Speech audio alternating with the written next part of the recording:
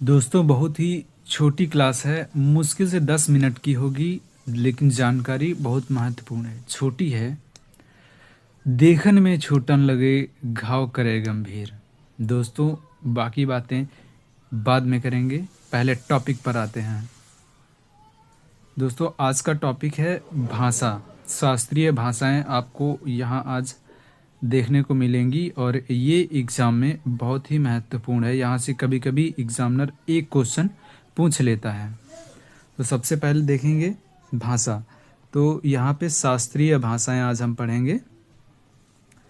सर्वाधिक बोली जाने वाली भाषाएं। सर्वाधिक बोली जाने वाली 3 भाषाएं हैं, जिनमें से नंबर 1 पर है इंग्लिश। विश्व में नंबर 1 पर क्या है? इंग्लिश। और मंदारिन ये दूसरे नंबर पर है। हिंदी तीसरे नंबर पर है। सबसे ज़्यादा बोले जाने वाली भाषा कौन सी है विश्व में? तो वो इंग्लिश है। दूसरे नंबर पर मंदारिन है। फिर तीसरे नंबर पर अपनी हिंदी है।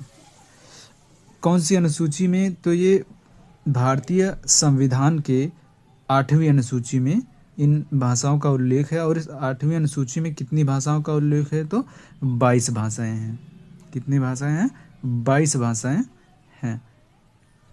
भाग 17 संविधान के कौन से भाग में इनका उल्लेख है? तो संविधान के भाग 17 में इनका उल्लेख है। अनुच्छेद 343 से 351 के बीच। इसमें कुछ महत्वपूर्ण अनुच्छेद हैं जो कि आपके सामने मैं बता रहा हूँ।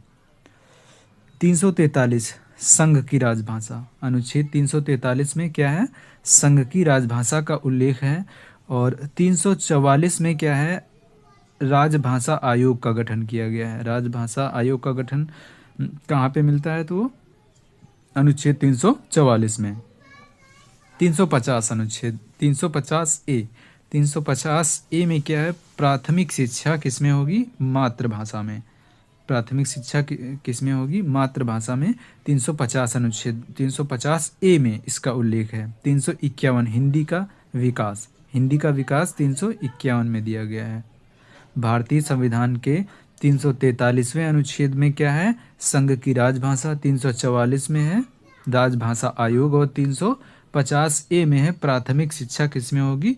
मातृभाषा में। और 351 में क्या है? हिंदी का विकास दिया गया। हिंदी का विकास किस में है? 351 में।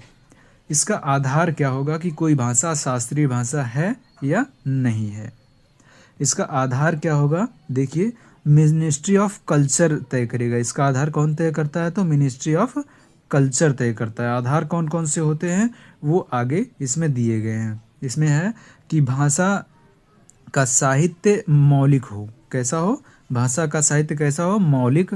और किसी अन्य भाषा से उधार न लिया गया हो। जो भाषा का मौलिक है वो किसी अन्य भाषा से उधार न लिया गया हो। और इसका इतिहास जो है वो 1500 से 2000 वर्ष पुराना होना चाहिए। कितना? 1500 से 2000 वर्ष पुराना होना चाहिए। इसके पास कोई एक मूल्यवान विरासत होनी चाहिए। यहाँ पे जो है कितनी क्लासिकल लैंग्वेज हैं? तो वो 6 हैं। लेकिन प्रेजेंट टाइम में 6 नहीं 9 हैं। 3 नई क्लासिकल लैंग्वेज जो है वो जोड़ी गई हैं। दोस्तों इससे संबंधित एक ट्रिक है, वो देखिए पहले। ट्रिक कौन सी है? मिल से तेल कमाओ। मिल से तेल कमाओ। तो मिल का मतलब है तमिल। तमिल भाषा। मिल मतलब यहाँ पे तमिल। से संस्कृत। से जो अक्षर है इसमें, इससे हम क्या रिलेट करेंगे? संस्कृत। तेल से तेलंगाना। तेल से तेलंगाना। और कमाओ। कमाओ का जो एक का अक्षर है इससे क्या है? कन्नड़। कमाओ कन्नड़।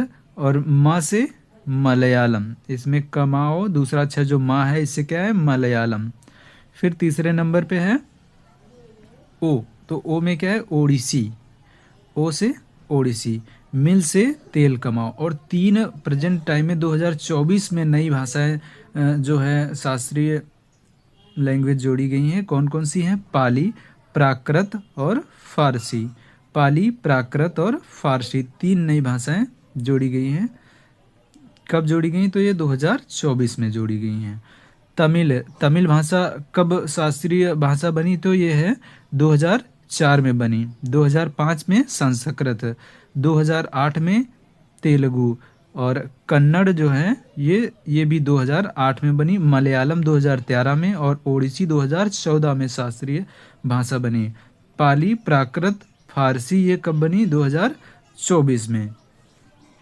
तो ये 9 भाषाएं हैं जो कि क्लासिकल लैंग्वेज के तौर पे हैं। ये यहाँ पे तमिल 2004 में, संस्कृत 2005 में, तेलुगु 2008 में, कन्नड़ भाषा 2008 में, मलयालम 2013 में,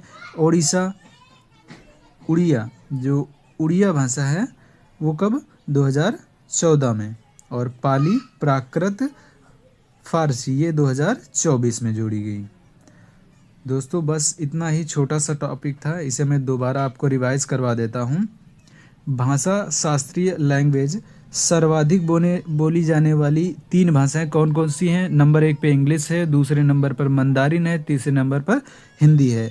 कौन सी अनुसूची में? संविधान की 8वीं अनुसूची में 22 भाषाओं का उल्लेख है। भाग 17 में अनुच्छेद 343 से 351 के बीच। 343 में क्या दिया हुआ है? संघ की राजभाषा। 344 में राजभाषा आयोग। 350A में प्राथमिक शिक्षा किसमें होगी? मातृभाषा में। 351 में हिंदी का विकास दिया गया है। इसका आधार कौन तय करता है? मिनिस्ट्री ऑफ कल्चर तय करेगा इसका क्या आधार होगा कि कोई भाषा क्लासिकल लैंग्वेज है या नहीं। भाषा का साहित्य मौलिक होना चाहिए, किसी अन्य भाषा से उधार ना लिया गया हो। इसका इतिहास कितना पुराना होना चाहिए? 1500 से 2000 वर्ष पुराना होना चाहिए। मूल्यवान विरासत होनी चाहिए इसके पास। पहले कितनी थी? 6 क्लासिकल लैंग्वेज थी, लेकिन प्रेजेंट टाइम में कितनी हैं? 9 हैं। ये ट्रिक आप याद रखेंगे तो आसानी हो जाएगी आपको। मिल से तेल कमाओ। मिल का मतलब तमिल, से मतलब संस्कृत, तेल तेलंगाना का, कन्नड़, मलयालम, ओडिया। तो ये 6 भाषाएं होंगी। उसके बाद में 3 पाली, प्राकृत और फारसी। दोस्तों कभी कभी एग्जाम में ये पूछ लिया जाता है कि कौन सी भाषा कब क्लासिकल लैंग्वेज बनी। तो तमिल कब बनी? 2004 में, संस्कृत 2005 में, 2008 में तेलुगु, कन्नड़ 2008 में, 2013 में मलयालम, और ओडिसी 2014 में। पाली, प्राकृत और फारसी कब बनी क्लासिकल लैंग्वेज? तो ये 2024 में। दोस्तों इसी तरह अगर आप क्लास को देखते रहेंगे तो मैं गारंटी से कहता हूँ कि जीएस के पेपर में आप अच्छा करेंगे। इसके बाद इन्हीं टॉपिक के क्वेश्चन आंसर भी आपको प्रैक्टिस कराऊंगा, याद करा के ही छोड़ूंगा। मन में कोई भी सवाल हो कमेंट में ज़रूर लिखें। तब तक के लिए जय हिंद। मिलेंगे अगली क्लास में।